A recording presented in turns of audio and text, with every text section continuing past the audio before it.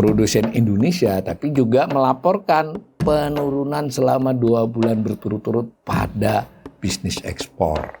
Nah, data bulan Oktober ini menunjukkan tekanan pada pemasok di tengah laporan keterlambatan pengiriman dan perbaikan jalan. Nah, disebut-sebut ini.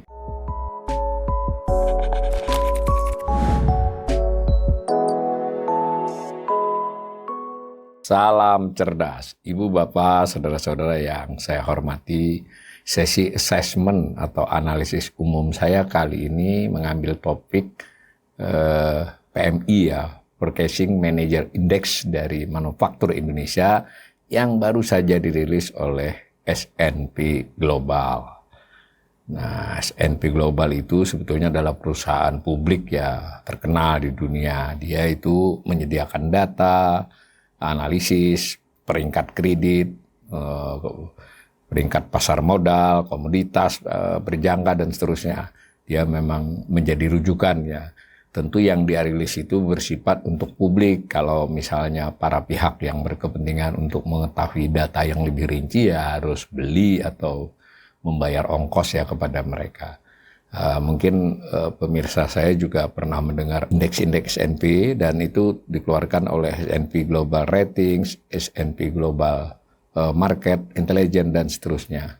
Nah, ini yang khusus PMI ini adalah indeks yang dikeluarkan oleh S&P Global, jadi salah satu divisi di dia juga, itu yang membuat publikasi hitungan dulu tentu survei. Respondennya ada, lalu dipublikasi setiap bulan untuk sekitar 40 negara. Indonesia salah satu di antaranya. Nah, khusus untuk PMI Manufaktur Indonesia itu dia memiliki responden kurang lebih 400 responden. Ya, itu rata-rata respondennya adalah responden perusahaan besar ya, menengah besar, menengah atas ke besar lah. Yang diukur dari asetnya kah, tenaga kerjanya kah, jadi memang dia lebih pada pelaku industri besar ya. Ini dulu kita penting untuk memahami hasilnya nanti ya, supaya kita tidak bias. Ini jadi S&P ini dalam hal PMI-nya respondennya adalah untuk Indonesia itu 400. Nah, kita tidak diberi informasi apakah 400 itu ada yang berganti, tapi kalau dilihat responden S&P saya kira juga mereka bersedia karena S&P ini kredibel ya gitu ya. Nah, kemudian dari jawaban responden tadi, dan responden itu dikabarkan menjawabnya di pertengahan bulan ya. Di pertengahan bulan, di situ bahkan disebut pertengahan bulan minggu ketiga lah dikumpulkannya, minggu kedua, minggu ketiga diolah. Nah, baru diumumkan awal bulan. Nah, ini kalau untuk kejadian Oktober ini, untuk data Oktober dia umumkan November ini, itu karena Sabtu Minggu libur tanggal 3 jadinya dia umumkan. Kadang di tanggal 1 juga pernah. Lalu dihitung dengan metode, sebetulnya metodenya relatif sederhana saja. Jadi kayak balance score ya. Jadi apakah persepsi jadinya sama dengan model PMI. Jadi ada PMI juga yang dirilis Bank Indonesia tiap 3 bulan, tapi singkatannya lain ya. Kalau di Bank Indonesia itu, kalau saya tidak salah, From Manufacturing Index. Kalau ini Purchasing Manager Index manufaktur, atau dibalik juga Manufacturer Purchasing Manager Index. Nah, ini kalau di Bank Indonesia, baik itu PMI atau misalnya indeks keyakinan konsumen atau survei kegiatan dunia usaha, ini memang umum ya, survei terhadap responden yang sifatnya adalah menanyakan persepsi penilaian mereka, itu biasanya memakai nilai skor bersih ya. Nah, di sini dijelaskan bahwa ya ada yang menjawab kenaikan dan ada yang menjawab tidak ada perubahan dan seterusnya lah, seperti itu dihitung. Nah, maka kalau dibuat bersihnya 50% dari responden itu menjawab untuk tiap-tiap hal yang ditanyakan itu menyatakan meningkat, membaik dan seterusnya, itu maka nilainya pasti di atas 50 kalau yang menjawab lebih baik atau meningkatnya lebih banyak ya. Dan sebaliknya kalau yang menjawabnya lebih sedikit. Karena itu hasil dari survei ini indeks utamanya adalah PMI, indeks PMI Manufaktur Indonesia itu Kalau di atas 50 disebut, ya kalau di Bank Indonesia suka menyebut yang begini ini sebagai zona optimis. Tapi kalau saya baca di S&P ini mereka menyebutnya kegiatan usaha di manufaktur itu meningkat. Jadi semacam itu. Jadi peningkatan kegiatan di manufaktur seperti itu. Ya boleh saja kita tangkap juga sebagai ekspansif ya. Berita media biasanya menyebutnya fase ekspansi kalau di atas 50. Kalau di bawah 50 disebut kontraksi. Dijelaskan oleh dokumennya yang dirilis oleh S&P Global ini, sebetulnya indeks ini diolah dari 5 komponen. Jadi ada 5 komponen. Satu ada soal permintaan baru. Permintaan ya, jadi itu dibobot. Jadi indeks diolah dengan cara pembobotan. Jawaban responden terhadap berbagai item ini diolah ya. Masing-masing diolah dulu bersihnya, lalu diberi bobotnya. 30% permintaan baru, lalu output berarti produksi ya. Kalau permintaan baru ini pesanan lah sebut begitu. Sedangkan output ya yang diproduksi saat ditanyakan itu 25%. Lalu ketenaga kerjaan juga menjadi bobot. Jadi ketika di bulan di survei itu mereka mengatakan meningkat penggunaan tenaga kerjanya atau menurun penggunaan tenaga kerjanya, itu ada bobotnya 20%. Nah ada juga ini yang unik saya kira yang di Bank Indonesia tidak tampaknya waktu pengiriman dari pemasok. Karena nampaknya S&P ini punya pandangan bahwa tidak hanya permintaan, tidak hanya produksi, tidak hanya rekrutmen tenaga kerja, penggunaan maksudnya, tetapi juga pengiriman dari pemasok itu juga diperhitungkan. Karena mungkin kalau dia lambat atau dia lebih cepat itu akan mempengaruhi kegiatan produksi tadi. Jadi ini PM ini bisa juga diterjemahkan sebagai kegiatan produksi industri manufaktur. Itu 15%. Lalu ada stok pembelian. Stok pembelian ini stok ya, stok barang ya. Saya tidak begitu bisa memastikan ya apakah itu hanya stok barang yang mereka produksi atau termasuk stok input. Kayaknya dua-duanya. Jadi stok input maupun stok barang ada bobotnya 10%. Kurang lebih begitu ya. Nah apa hasilnya untuk yang terbaru? Nah yang terbaru diumumkan tanggal 3 November disebutkan bahwa PMI kita itu 51,2. Berarti kan kalau pakai ini ekspansif di atas 50 tapi tipis. Nah, bulan lalu juga sudah ekspansif, cuma hanya 50,4 di bulan September. Di bulan Agustus sebenarnya tinggi, bahkan lebih tinggi dari 51,2 ini kalau saya tidak salah 52, berapa. Nah di situ intinya beritanya berita baik ya. Jadi bahwa dikabarkan melalui survei ini 400 responden pelaku industri menengah dan besar yang disurvei oleh S&P Global itu mengatakan bahwa ditafsirkan dari jawaban mereka itu ditafsirkan tanda petik ya tentu dengan perhitungan yang benar ini karena S&P ini relatif dipercaya ya.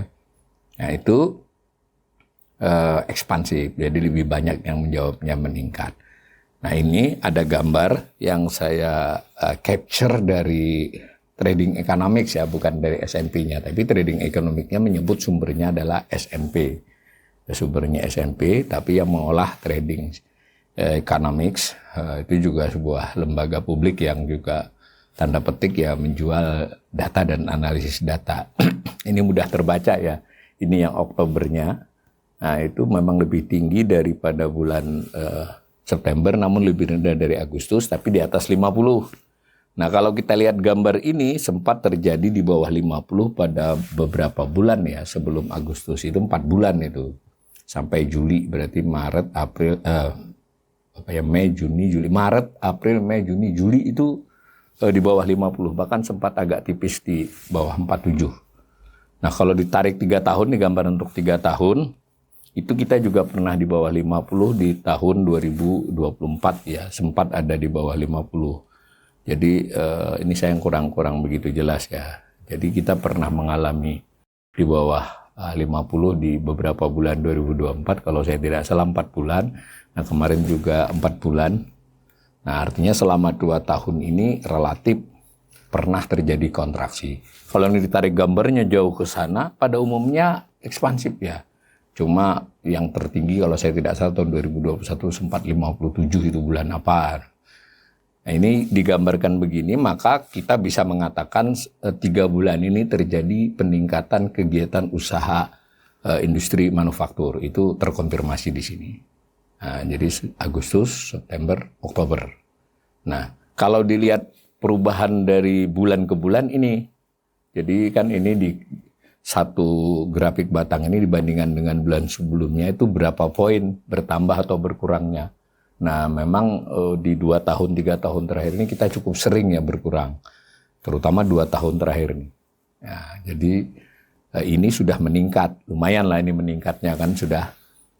Tetapi gambar ini juga sekaligus membuat kita bisa menerima informasi yang menyenangkan ya pada bulan Oktober ini. Tapi lihat ya juga masih lebih rendah dari bulan Agustus ya 2 bulan yang lalu. Dan kalau dilihat perubahan poinnya pun masih tipis. Makanya ada media yang mengatakan PMI Indonesia meroket. Saya kira itu berlebihan. Meningkat benar tapi bukan meroket. Ya kalau meroket ya yang tinggi-tinggi itu nih misalnya kan. Jadi malah sempat meroket di bulan Agustus tadi otomatis karena dia naik betul ya perubahannya. Malah di bulan September sebelum ini turun meskipun ekspansif tapi tingkat ekspansifnya lebih rendah dari bulan Agustus. Nah, semacam itu cara melihatnya. Sekali lagi saya meskipun kanal ini mungkin oleh beberapa netizen dianggap selalu memberitakan berita buruk. Nah, sebetulnya ya saya berusaha untuk teknokratis ya. Jadi gambar ini menunjukkan memang ada perbaikan di 3 bulan dalam hal industri manufaktur, terutama dari responden dari pengusaha besar dan menengah di bidang industri. Tapi nanti kita lihat di rinciannya. Kita bisa coba telaah apakah ini ke depannya akan berkelanjutan, berprospek baik atau seperti apa. Nah, kita sayang SNP ya tanda petik ya dia karena barang jualan dia hanya merilis 2 halaman ya kita harus menduga-duga dari angka-angkanya mengkaitkan dengan hasil dia bulan-bulan sebelumnya. Kalau misalnya para pemirsa saya ini ada yang dari perusahaan besar itu bisa mengusulkan ke perusahaannya menengah ya. Kalau mau berlangganan mereka dan saya kira beberapa lembaga riset yang punya anggaran ya mestinya juga berhubungan dengan mereka ya. Nah, ketika dirilisnya si pihak S&P Global itu kurang lebih ada 3 poin yang dia garis bawahi ya bahwa secara umum dia katakan sama dengan tadi saya katakan perbaikan kondisi sektor manufaktur Indonesia semakin menguat pada awal kuartal keempat maksudnya bulan Oktober ya. Memberikan prospek positif pada bulan-bulan mendatang. Jadi S&P pun memberikan penjelasan yang persuasif untuk ke depannya. Ada 3 faktor yang dia garis bawahi di bulan Oktober ya. Ini bulan Oktober ya. Permintaan baru naik pada laju lebih cepat. Jadi Oktober itu permintaan baru sanan itu cepat naiknya. Tetapi ada aspek kedua. Nah ini makanya saya bilang tadi kita jangan hanya lihat angka 51,2-nya, kita lihat masing-masingnya. Ternyata tingkat produksi tidak berubah. Mengapa begitu? Nanti di uraian saya berikutnya, assessment ini disampaikan. Ini saya sampaikan dari S&P dulu. Nah yang ketiga temuannya dari survei itu yang dianggap penting oleh S&P dan dikemukakan ke publik, itu inflasi harga input mencapai level tertinggi dalam 8 bulan terakhir. Apa maksudnya harga input? Ya kan si perusahaan manufaktur ini kan mengolah ya, yang namanya manufaktur itu definisinya mengolah input ya, diolah untuk menjadi output, maka dia perlu membeli input, ada harganya, nah ada inflasinya kan naik. Nah ini ternyata di bulan Oktober ini harga input itu tinggi buat mereka gitu. Ini penting ini, jadi kita bisa melihat prospek ke depan juga kan dengan informasi ini. Nah, coba kita lihat dari 3 temuan utama ini penjelasannya seperti apa dan saya mengassessmentnya seperti apa. Nah, pertama, tadi sudah disebutkan bahwa yang dianggap paling mendorong kenaikan PMI sehingga masih tetap bisa di zona ekspansif itu adalah terutama karena dorongan faktor permintaan. Jadi ada percepatan pertumbuhan permintaan terhadap produk manufaktur Indonesia, pesanan baru meningkat selama 3 bulan berturut-turut ya ini. Dengan laju pertumbuhan berada pada level tertinggi gabungan sejak bulan Maret. Jadi setara dengan bulan Agustus. Jadi ini peningkatan pemesanannya dengan Agustus tadi, pada Agustus tadi PMI-nya lebih besar tuh, tinggi kan. 52, berapa ini cuma 51,2. Saya lupa Agustus 52,4 apa 52,5. Nah, dalam hal pemesanan sama levelnya. Nah, jadi laporan dari para responden kata SNP itu menunjukkan aktivitas pasar domestik membaik. Nah, ini garis bawahi ya, mendorong klien domestik untuk menambah pesanan. Ya, kan?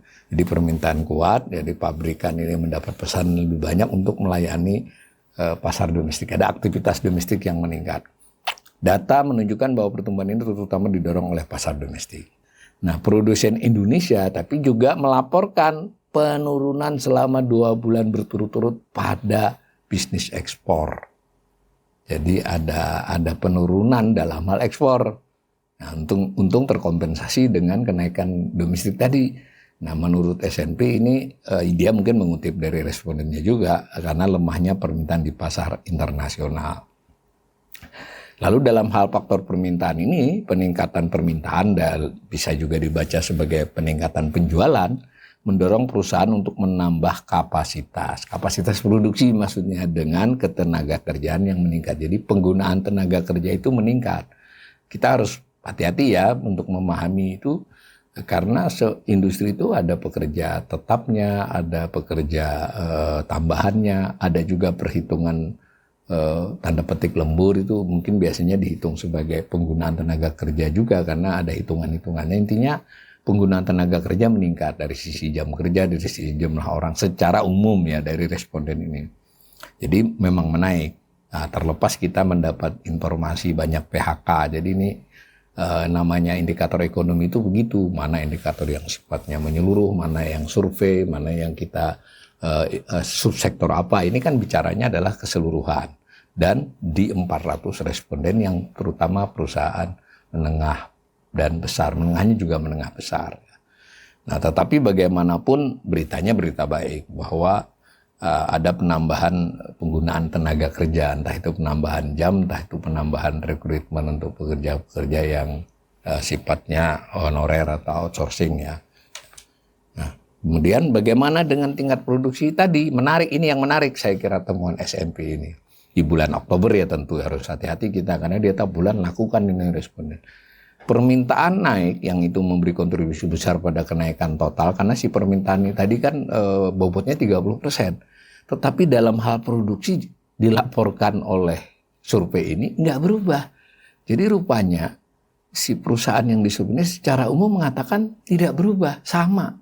Jadi produksinya tetap. Loh kok tadi dilayani dengan persediaan. Nah, karena mereka punya persediaan akibat mungkin di beberapa bulan sebelumnya kan kontraksi itu. Sehingga ada persediaan barang dan maka peningkatan permintaan ini masih banyak tambahannya dilayani oleh persediaan. Tentu dia kan tetap produksi. Yang jelas output publik Indonesia tidak berubah dibandingkan bulan September. Setelah sempat sedikit menurun pada periode survei sebelumnya. Sudah saya katakan tadi ya. Di antara perusahaan yang melaporkan peningkatan output, kenaikan tersebut umumnya didorong oleh peningkatan pesan baru. Meskipun tertahan oleh lemahnya permintaan dari pasar ekspor. Mengulangi kesimpulan yang di awal tadi. Nah, perusahaan mencatat penggunaan stok yang ada untuk memenuhi pesanan baru. Yang menyebabkan persediaan pasca produksi sedikit turun pada bulan ini. Nah, jadi persediaannya turun. Ya, kita sudah mulai menangkap nih bahwa pengusaha melakukan apa dalam konteks bulan Oktober ini perusahaan industri ya. Nah, ada informasi lain yang disampaikan oleh SNP kepada publik. Sekali lagi mungkin ada informasi-informasi yang lebih detail yang kita harus belilah kepada mereka ya. Dikatakan bahwa tekanan kapasitas produksi relatif ringan dengan volume penumpukan pekerjaan turun selama 7 bulan berturut-turut. Jadi kapasitas produksinya itu masih mencukupi ya. Tidak terganggu lah dengan peningkatan permintaan itu. Dan tadi saya jangan lupa bahwa mereka banyak menjual stoknya.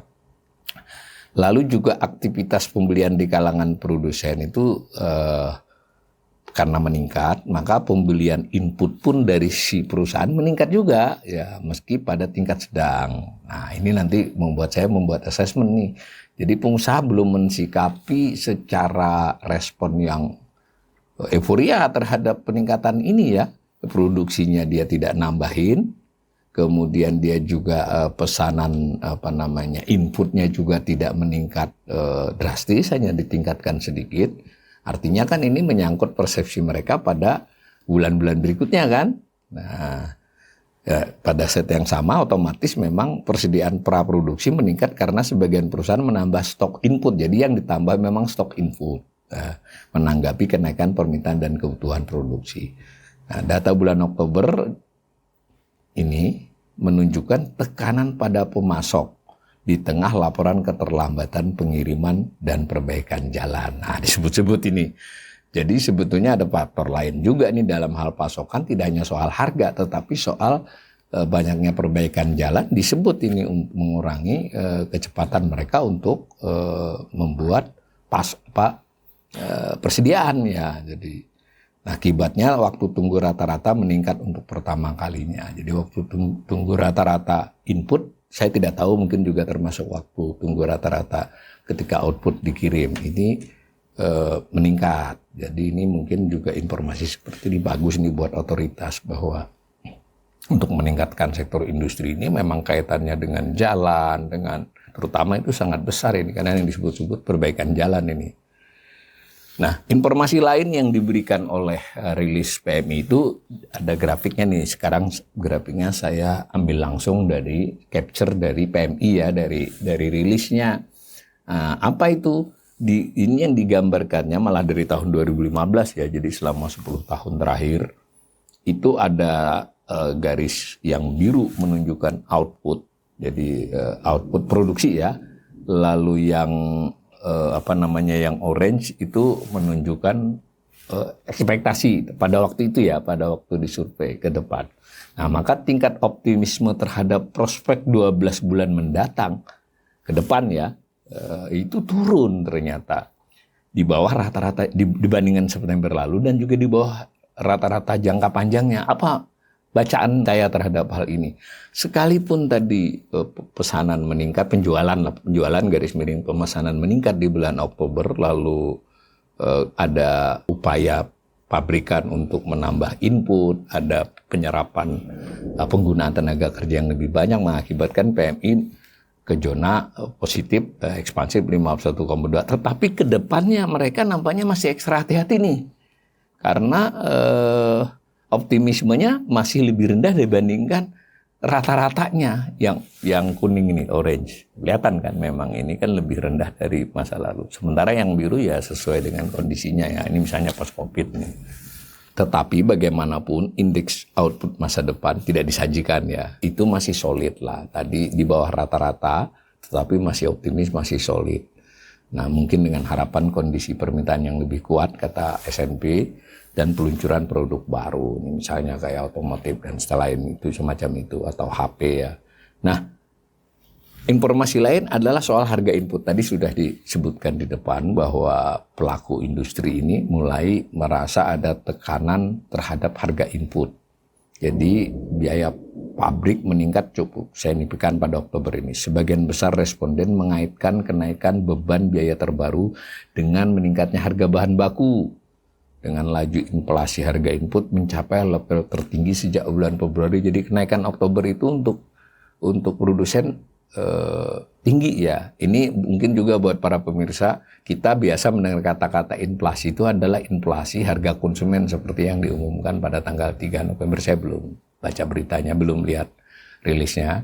Itu indeks harga konsumen. Sebenarnya ada indeks harga produsen, ada indeks harga perdagangan besar. Nah, di sini dalam konteks si S&P, dia menanyakan kepada respondennya terkait harga inputnya dia. Jadi makanya disebut juga dengan inflasi. Dalam versi ini bukan versi BPS ya. Tapi BPS untuk indeks harga produksi, kemudian indeks harga perdagangan besar tentunya bisa kita analisis dan dikaitkan dengan yang ini gitu. Nah, meski demikian, menurut perusahaan menaikkan harga jual sedikit sebagai upaya menjaga harga barang agar tetap kompetitif. Jadi akibat biaya yang meningkat dari harga input itu, si responden industri ini hanya berani menaikkan sedikit, tidak berani menaikkan banyak-banyak gitu loh. Bahkan menahan, nah ini yang kuning ini ya, mereka yang ini harga inputnya. Jadi ini bukan berarti input lebih mahal dari output ya, tapi yang dilihat adalah kenaikannya. Jadi kenaikan input masih lebih tinggi dari output, berarti ada potensi mereka membuat efisiensi di hal lain selain input. Ya, input di sini tidak termasuk tenaga kerja, ini input benar-benar bahan. Bisa mereka melakukan efisiensi di ketenaga kerjaan. Efisiensi itu penggunaan tenaga kerjanya besar, tapi bisa dia lakukan efisiensi kan seoptimal mungkin. Bisa juga dia efisiensi pada overhead cost yang lain-lain dari usahanya. Tapi yang jelas karena persaingan, karena juga mungkin melihat permintaan yang baru merangkak, tidak berani terlalu menaikkan harga. Ini informasi yang diberikan S&P atas dari jawaban 400 respondennya. Nah, maka kalau saya simpulkan dari uraian asesmen saya tadi, pertama kita harus mengakui ya bahwa informasi dari survei PMI S&P Global tentang manufaktur Indonesia ini ada berita baik lah, industri ada. Berarti juga karena industri ini merupakan porsi terbesar dalam perekonomian, ya berarti perekonomian ada indikasi membaik. Nah, tapi saya ulangi ya, bahwa ini adalah persepsi dari pelaku usaha industri menengah dan besar. Itu dulu, jadi kita jangan mencampur adukan dengan nanti hal-hal lain. Nah, tetapi saya menilai dari uraian tadi itu belum mencukupi untuk memastikan perkembangan industri 1 semester atau setahun ke depan. Bahkan mungkin 2-3 bulan ke depan belum bisa dipastikan. Terutama kalau survei ini kita kaitkan dengan informasi dari indikator lain, bukan dari S&P ya. Misalnya kita kaitkan dengan perkembangan kredit, kita kaitkan dengan perkembangan daya beli konsumen keseluruhan. Kan daya beli kan tidak hanya untuk barang manufaktur. Lalu kita kaitkan dengan ekspor impor, karena terutama impor ya, karena impor barang input itu sangat relevan terhadap soal industri ini, dan juga informasi lainnya. Dan yang penting juga ada informasi terkait dengan survei-survei keyakinan ya, keyakinan atau persepsi, baik itu konsumen maupun pengusaha.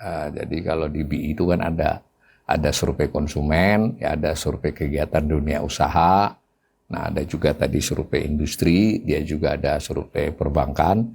Nah LPS, Lembaga Penjamin Simpanan juga melakukan survei kepercayaan konsumen mereka menyebutnya, karena yang BI keyakinan konsumen. Lalu ada soal indeks menabung di situ. Nah itu kita bisa kaitkan dengan itu selain dari indikator-indikator tadi. Dan kemarin waktu saya menghadiri 100 ekonom, saya melihat juga Pak Purbaya menyajikan, tapi saya belum sempat mengecek bila ini indeks kepercayaan terhadap pemerintah ada juga dari konsumen, katanya itu merupakan surveinya LPS. Tapi nanti kita sejauh ini saya belum melihat ya, tapi waktu itu dipaparkan saya coba cermati. Menurut beliau menaik dalam sebulan terakhir ya, waktu itu September. Itu kalau kita olah semua, saya kira angka 51,2 itu belum baik, tapi belum cukup baik gitu, kalau kira-kira gitulah ya. Nah, bahkan tadi dari uraian di atas tadi, pelaku industri masih cukup berhati-hati kan merespon kondisi yang bulan Oktober membaik ini, antara lain dengan tidak buru-buru menaikkan harga. Nggak berani kan, kalau memang betul-betul optimis daya beli meningkat, pesanan nanti akan makin membesar di depan, beranilah naikin harga, karena puasanya cukup lama nih industri ya untuk menahan harga dan margin yang tipis. Nah, juga mungkin masih berusaha lah banyakkan ini untuk efisiensi, untuk menurun. Kalau tidak berhasil efisiensinya sudah mentok, itu ya nanti mesti margin keuntungan yang dia utak-atik.